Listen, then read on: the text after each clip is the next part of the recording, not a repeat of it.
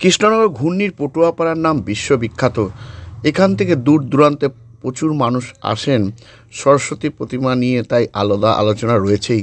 কৃষ্ণনগর আর.এন. ঠাকুর রোডের উপর দুপাশে একাধিক অস্থায়ী কাঠের তাকের উপর 8 ইঞ্চি থেকে 2.5 ফুটের সরস্বতী প্রতিমা থরে থরে সাজিয়ে বিক্রি হচ্ছে। 100 থেকে 700 টাকা মূল্যেই সরস্বতী প্রতিমা পাওয়া যাচ্ছে।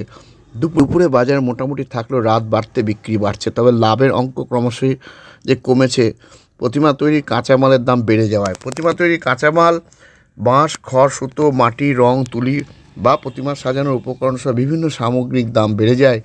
লাভের অঙ্ক কিছুটা কমেছে বলে মৃৎশিল্পীদের দাবি। আর এ নিয়েই আজকাল আগামী বিশেষ প্রতিবেদন। প্রতিমা তৈরিতে কাঁচামালের দাম বেড়ে যাওয়ায় লভ্যাংশ কম, রাত বাড়তে সরস্বতী বিক্রি কিনতে লম্বা লাইন।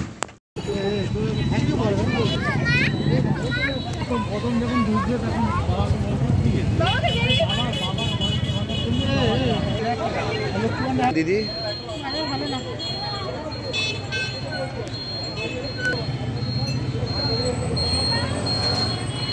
কাল থেকে